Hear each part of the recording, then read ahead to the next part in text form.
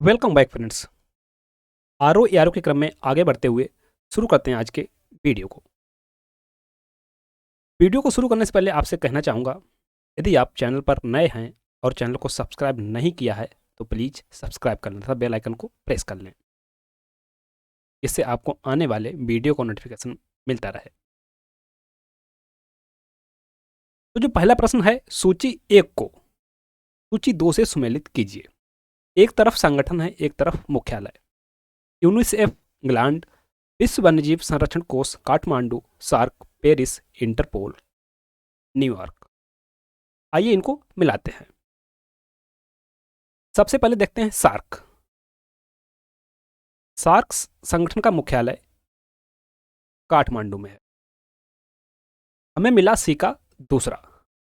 सी का दूसरा। तो अगर सी का दूसरा देखें, इसमें मिला हमें ऑप्शन सी में मिला। ऑप्शन सी में एक से ही हमें उत्तर इसका मिल गया। ए का चौथा, यूनिसेफ का है मुख्यालय न्यूयॉर्क में। UNICEF New York.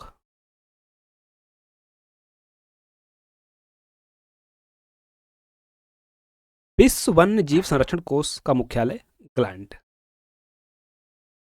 Interpole Paris.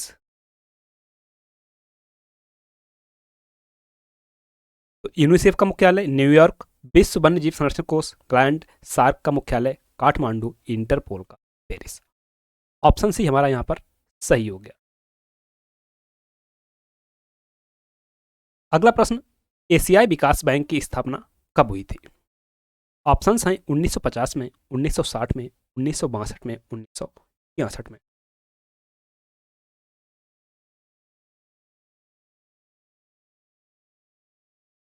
एशियाई विकास बैंक की स्थापना 1966 में हुई थी और इसका मुख्यालय जो है मनीला में है, फिलीपींस के मनीला में।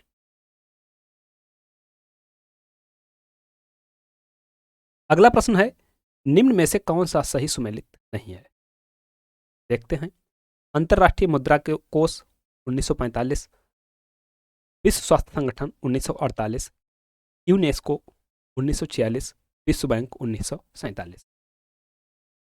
तो अंतर्राष्ट्रीय मुद्रा कोष की स्थापना 1945 में हुई थी, सही है। विश्व स्वास्थ्य संगठन 1948 में, सही है। यूनेस्को 1946 में। और विश्व बैंक अगर देखें तो इसकी स्थापना 1947 में नहीं बल्कि 1945 में 1945 में हुई थी। तो जो हमारा ऑप्शन हो जाएगा वह हो जाएगा डी। प्रश्न नंबर 4, निम्नलिखित कथनों पर विचार करें।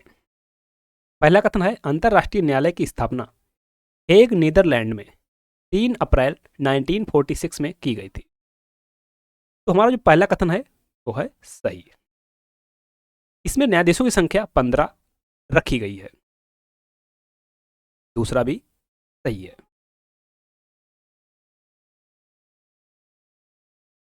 और जो न्यायाधीशों का कार्यकाल होता है, आपको बताते चलें, वह 9 वर्ष का होता है। और कोई भी 2 सदस्य एक देश से नहीं हो सकते हैं। यहां पर हमसे पूछा है उपरोक्त में से कौन सा से सही है। सही पूछा है हमसे, तो हमारे यहां पर दोनों सही हैं, 1 और 2। 1 और 2। बढ़ते हैं अगले प्रश्न की ओर। प्रश्न नंबर 5, निम्नलिखित कथनों पर विचार करें। करते हैं विचार। पहला कथन है, 73वां संविधान संशोधन पंचायती राज से है। बिल्कुल सही कह रहा है।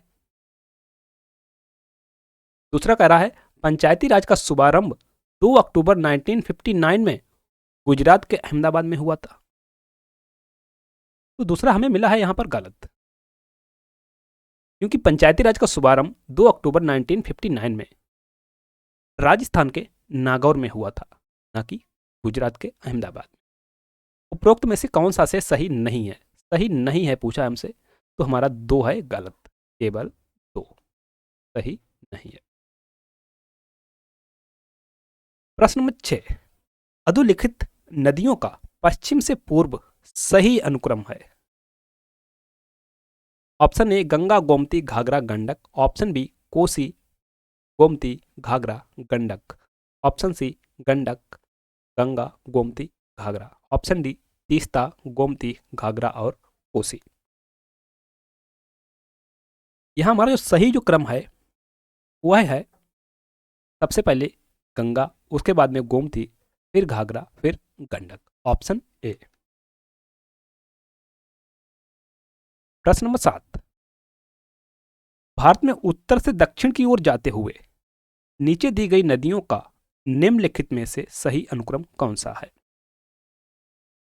ऑप्शन ए श्योक स्पीति जास्कर सतलज, श्योक जास्कर स्पीति सतलज, जास्कर श्योक सतलज स्पीति, जास्कर सतलज श्योक स्पीति। जो सही क्रम है वह होगा पहले श्योक जास्कर स्पीति सतलज सबसे अंत में।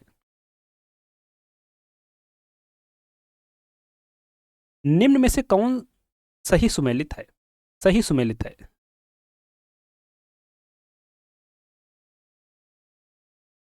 एक तरफ है झील, एक तरफ है उनकी अवस्थिति।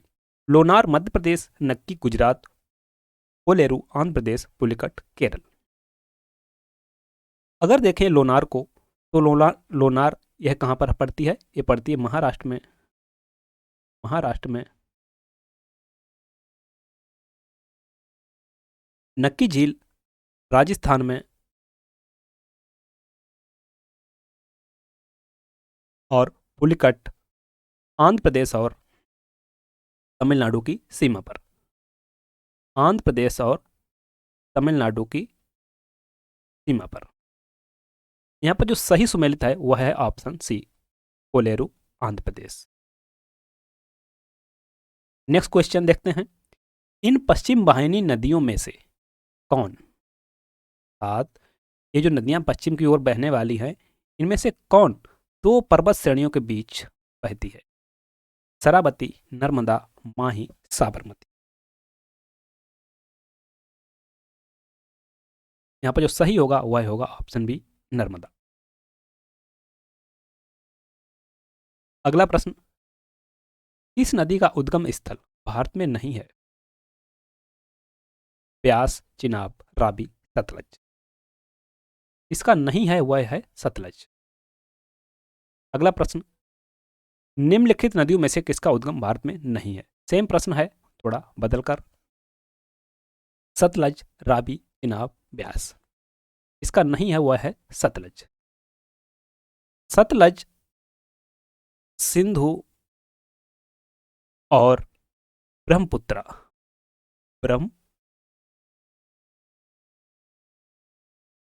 नदियों का उद्गम स्थल लगभग एक ही है और तीनों नदियां हिमालय पार से।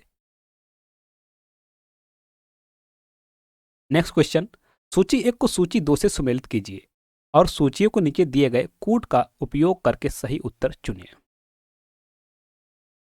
एक तरफ राष्ट्रीय उद्यान, एक तरफ उनकी अवस्थिति। कजीरंगा, चिकमंगलूर, कुद्रेमुख, पालघाट, साइलेंट वैली, शांत घाटी, नागपुर, पेंच घाटी, गोलाघाट, नौगांव। अगर देखें कजीरंगा को, कजीरंगा गोलाघाट नौगांव में। कुद्रेमुख, चिकमंगलूर, साइलेंट वैली, पालघाट अर्थात केरल। वहीं पेंच घाटी नागपुर। ए का चौथा, बी का पहला, सी का दूसरा, डी का तीसरा। ए का चौथा, बी का पहला, सी का दूसरा और डी का तीसरा।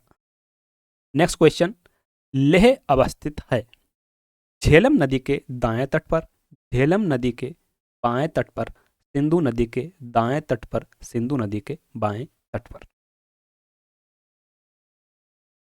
लेह सिंधु नदी के बाएं तट पर अवस्थित है। Option D. गंगा नदी उदाहरण है पूर्ववर्ती अपवाह का, अनुवर्ती अपवाह का, अक्रमवर्ती अपवाह का, परवर्ती अपवाह का।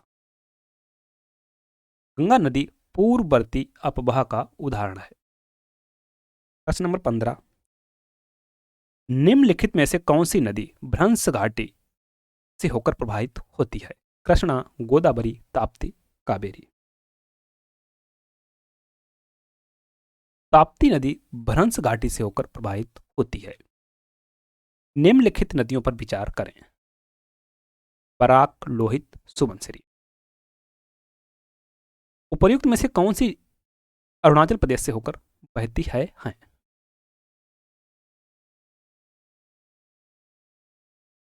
लोहित और सुबनसिरी। लोहित और सुबनसिरी अरुणाचल प्रदेश से होकर बहती हैं। सही होगा केवल 2 और 3।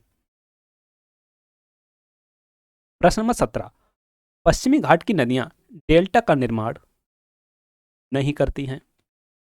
बिल्कुल सही है, नहीं करती हैं, क्योंकि वे छोटे मार्ग से तीव्र गति से कड़ी कठोर चट्टानों के ऊपर प्रवाहित होती हैं। तो एक कथन, एक है कारण। कथन कह रहा है कि पश्चिमी घाट की नदियां डेल्टा का निर्माण नहीं करती हैं, क्योंकि कारण क्या है? वे छोटे मार्ग से तीव्र गति से कड़ी कठोर चट्टानों के ऊपर प्रवाहित होती हैं। तो यहाँ पर ए और आर दोनों सही हैं, और आर ए की सही व्याख्या भी है, क्योंकि पश्चिमी घाट की जो नदियां हैं वे एस्चुरी बनाती हैं। इसका कारण क्या है कि वो कठोर चट्टानों के ऊपर प्रवाहित होती हैं और अपने साथ कोई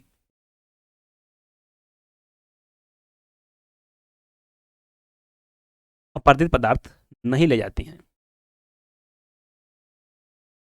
वहीं अगर हिमालयी नदियों को देखें तो वे अपने साथ बहाकर अवशिष्ट पदार्थों को ले जाती हैं और डेल्टा का निर्माण करती हैं।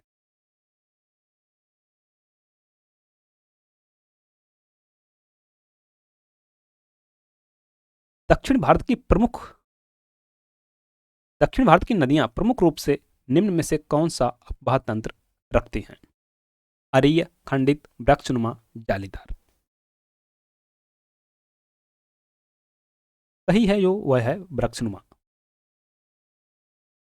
भारत के निम्न जलप्रपातों में से कौन गोवा में स्थित है? आपने एक मूवी देखी होगी चेन्नई एक्सप्रेस, उसमें गोवा के प्रपात को दिखाया गया है। यह प्रपात है दूध सागर प्रपात। यहां से जब ट्रेन निकलती है तो आप मूवी में देख सकते हैं कि इस प्रपात को दिखाया गया है, काफी ऊंचाई से जल गिरता है। वहीं अगर धुआंधार प्रपात को देखें, यह नर्मदा नदी पर है। नर्मदा नदी पर एमपी में, नोखली कई मेघालय में। वहीं अगर लैंड सिंह को देंगे तो ये भी मेघालय में है। नेक्स्ट क्वेश्चन, भारत के निम्न झीलों में से कौन असोम में अवस्थित है?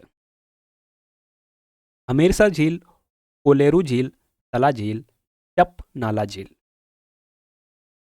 जो असोम में अवस्थित है वह है चप नाला झील, ऑप्शन डी। नेक्स्ट क्वेश्चन, निम्नलिखित में से ऊंचीकल जलप्रपात की सही ऊंचाई कौन सी है? 335 मीटर, 337 मीटर, 399 मीटर, 455 मीटर। जो सही है वह है 455 मीटर, ऑप्शन डी।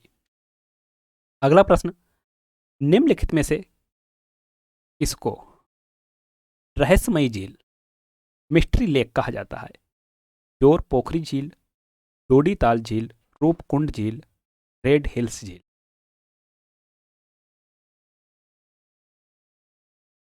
सही ऑप्शन जो है वह है रूपकुंड झील। सेशन को लाइक करते चलें, कमेंट्स करें। अगर चैनल को सब्सक्राइब नहीं किया है तो सब्सक्राइब करें तथा बेल आइकन को प्रेस कर लें। अगला प्रश्न, भारत की निम्नलिखित नदियों में से किसे जैविक मरुस्थल कहते हैं?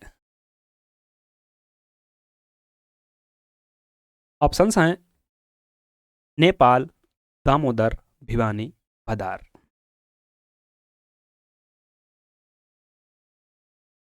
सही ऑप्शन है दामोदर, ऑप्शन। प्रश्न नंबर 24, बेतवा नदी मिलती है गंगा से, यमुना से, ब्रह्मपुत्र से, सोन से। बेतवा नदी यमुना से मिलती है, ऑप्शन। प्रश्न नंबर 25, मुंबई की मीठी नदी निम्नलिखित में से किस झील से निकलती है? तुलसी झील, बिहार झील, पोवई झील, उपयुक्त में से कोई नहीं। जो सही ऑप्शन है वह है ऑप्शन बी, बिहार झील। प्रश्न नंबर 26, कौन सी नदी ओडिशा में अपना डेल्टा बनाती है? गोदावरी, महानदी, नर्मदा, ताप्ती। सही ऑप्शन है ऑप्शन बी, महानदी। महानदी पर एक डैम बनाया गया है, हीराकुंड बांध, और इसकी लंबाई लगभग 900 किलोमीटर है और यह छत्तीसगढ़ की सियाबा पहाड़ी से निकलती है। प्रश्न नंबर 27, निम्न नदियों पर विचार कीजिए। वंशधारा, इंद्रावती, प्राणहिता, पेन्नार। उपयुक्त में से कौन सी गोदावरी की सहायक नदियां? 1, 2 और 3, 1, 2 और 4, 2, 3 और 4, केवल 2 और 3।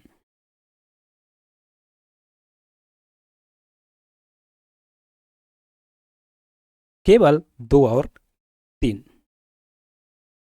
केवल 2 और 3, इंद्रावती और प्राणहिता।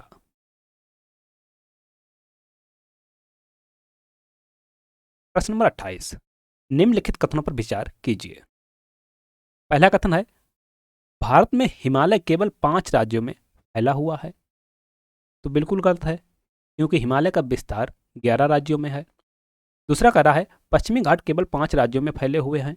ये भी गलत है, यह 6 राज्यों में है। पुलिकट झील केवल 2 राज्यों में फैली हुई है।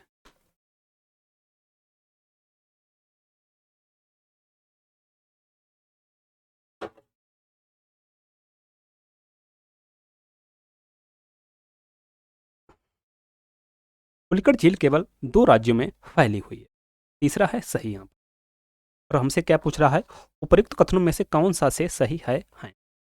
सही पूछा है, तो जो सही है वह है केवल 3, केवल 3। अगला प्रश्न, यदि आप घड़ियाल को उनके प्राकृतिक आवास में देखना चाहते हैं तो निम्नलिखित में से किस स्थान पर जाना सबसे सही है? भितरकणिका मैंग्रोव, चंबल नदी, पुलिकट झील, दीपर झील। यह स्थान होगा चंबल नदी, ऑप्शन बी। प्रश्न नंबर 30, भारत के संविधान के किस अनुच्छेद में नियंत्रक एवं महालेखा परीक्षक के स्वतंत्र पद की व्यवस्था की गई है? अनुच्छेद 142, अनुच्छेद 148, अनुच्छेद 152, अनुच्छेद 155। सही जो है वह है अनुच्छेद 148, ऑप्शन बी। नियंत्रक एवं महालेखा परीक्षक की नियुक्ति किसके द्वारा की जाती है? राष्ट्रपति, प्रधानमंत्री, उपराष्ट्रपति, कानून। नियंत्रक एवं महालेखा परीक्षक की नियुक्ति राष्ट्रपति के द्वारा की जाती है। प्रश्न नंबर 32, नियंत्रक एवं महालेखा परीक्षक के संदर्भ में निम्नलिखित कथनों पर विचार करें। पहला कथन है राष्ट्रपति द्वारा इसे उसी तरह हटाया जा सकता है जैसे उच्चतम न्यायालय के न्यायाधीशों को हटाया जाता है। बिल्कुल सही है। इसे कार्यकाल की सुरक्षा मुहैया कराई गई है। दूसरा भी सही है। तीसरा कह रहा है इसका वेतन उच्चतम न्यायालय के न्यायाधीशों के बराबर होता है। तीसरा भी सही है। उपरोक्त में से कौन सा से सही है? सही पूछा है हमसे, तो यहाँ पर हमारे तीनों सही हैं, ऑप्शन 1, 2 और 3। प्रश्न नंबर 33, नियंत्रक एवं महालेखा परीक्षक कार्यभार संभालने से पूर्व किसके समक्ष पद की शपथ लेता है? राज्यपाल, राष्ट्रपति, भारत का मुख्य न्यायाधीश, लोकसभा अध्यक्ष। नियंत्रक एवं महालेखा परीक्षक कार्यभार संभालने से पूर्व राष्ट्रपति के समक्ष पद की शपथ लेता है। अगला प्रश्न, भारतीय वन प्रबंधन संस्थान कहाँ अवस्थित है? ऑप्शंस हैं देहरादून, भोपाल, हरिद्वार, अल्मोड़ा। सही ऑप्शन है ऑप्शन बी, भोपाल। अगर यहां पर होता भारतीय वन अनुसंधान संस्थान, that is right option, Dehradun.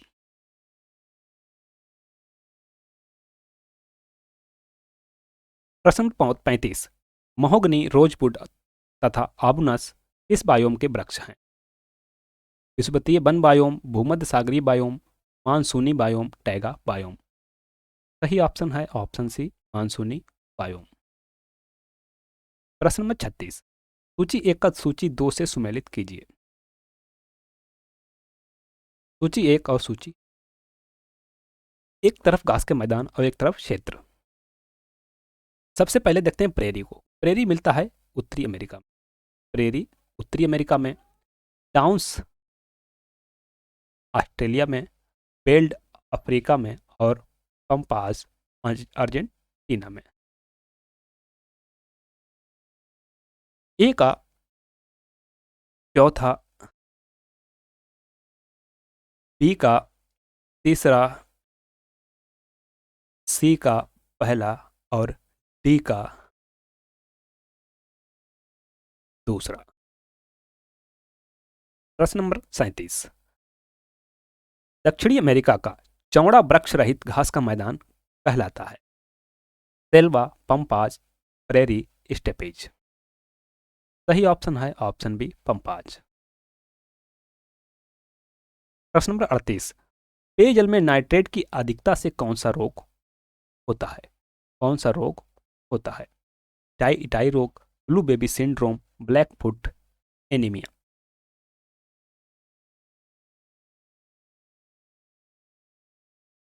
सही ऑप्शन है option B, blue baby syndrome.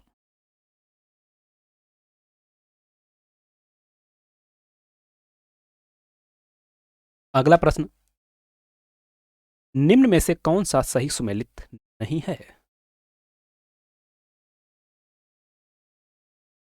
Which is not correctly matched?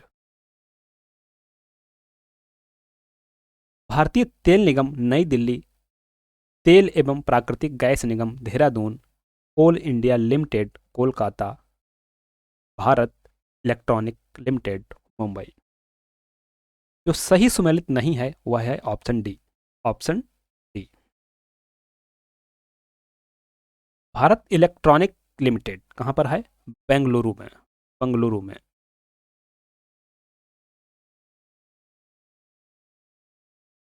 और इसकी स्थापना जो हुई थी वह हुई थी 1954 में। वहीं भारतीय तेल निगम की स्थापना अगर देखें, यह हुई थी 1964 में। 1964 में तेल एवं प्राकृतिक गैस निगम की स्थापना 1956 में। 1956 में कोल इंडिया लिमिटेड, ये हुई थी 1975 में।